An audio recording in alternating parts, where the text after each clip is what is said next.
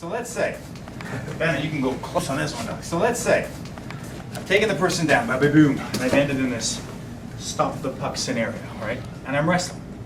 As soon as that arm, I start to lose that battle, I don't want to wrestle for that too hard in case I win. Right? Ben, let me win.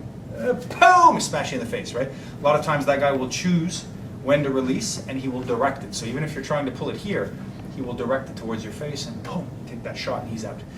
So as soon as I see particularly, some people say when it's bent past 90 degrees, but I usually say when it's about 45, you should start to be making your preparations, or you're writing up your armbar will. I see that it's going past 45, even though I'm quite a bit bigger than Ben. If Ben starts to see here, it's much more open than 45, Ben wrestle.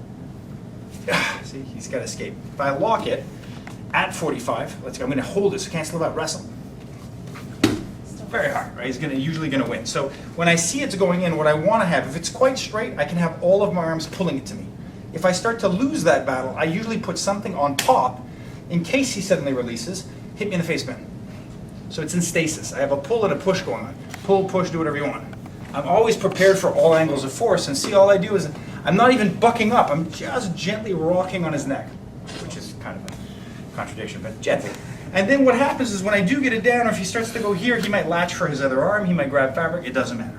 My goal in this position, I can either attack his shoulder joint, which means I'm going to treat his arm like an Allen key, and I'm basically going to keep it at 90 degrees, and yank that bone, the wrist bone behind his back.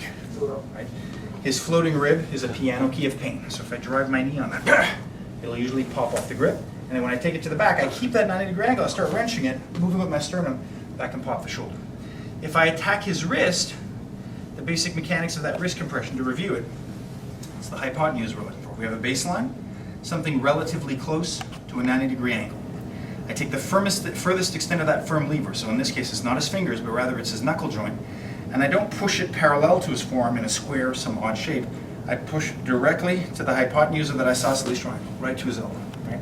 So when he's there, if I am going, that's what I'm looking for maximum pain. Other people do like to work with the hand fat, meaning they go here, and they keep close. I squeeze in the hand fat, and I start to work on flexion of the wrist in the opposite direction. If the fingers are open in any way, I can take them, but again, the rule is always take two in case one breaks, because if it breaks, you lose all control, bone sticks through the palm. Two or more, yeah? So that's one option. So again, option one, I have my harness, I've burst through, I've broken that structure, I've gotten to this, I'm going for the arm extension, I see him failing, I'm losing, I can go to some manner of bent arm control. Beyond that, I find this can be quite tough, especially if I'm alone. So a nice option is to punch and go north. So what I'm going to do is two things. I'm going to drive my knee like I'm starting a motorbike, except I'm starting with my knee instead of my foot, and the pedal is his face, and I want to drive his nose to the ground. So he's usually going to be seeking to get onto his back, and that's a reflection of his spinal movement. If I push his nose to the ground and I earmuff him, keeping his head to the ground, the only way he can alleviate pain is by going to his belly. I want to stop that. I was in an underhook on this side, leaning towards the front. So I'm going to thread that up and switch my arm to the opposite side.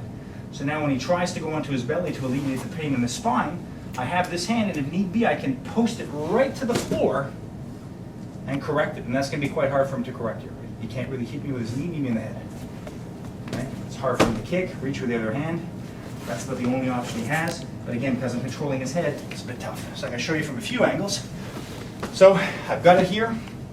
I'm leaning on him. His arm bends. I'm wrestling for it. It's not working. I shin pedal his nose to the floor, boom, and I earmuff it. And then I don't want to keep my face in front. One, because he can knee me, and two, it's not really doing much to stop him from rotating. So I lift that hole up, punch through, and I'm here. And so again, motorbike the face, lift it, punch it, and I'm here. If I'm smaller, if he's very strong, he's going to start to push that over, and my joint may start to bend. So I spiral that and I post it on the floor, and that gets harder. If I see he's still bending me, I want to get as much, even though he's bends fairly slim, I want to get my elbow joint on his body so he can't bend me through himself. And then I don't have to use muscle. He's just squeezing my veins, right? The last thing we can do here as a deterrent is I can make a little ankle hammock. So I post on the ball of one foot and I crisscross my other ankle on the Achilles. See a little hammock between the two palm trees of this submission. And I rotate my knees to stretch the spine long and endanger it. So So I do the whole thing as a sequence. So I've got him, it's all right, it's only your neck. I go up, boom, I take him down, I'm working that butterfly.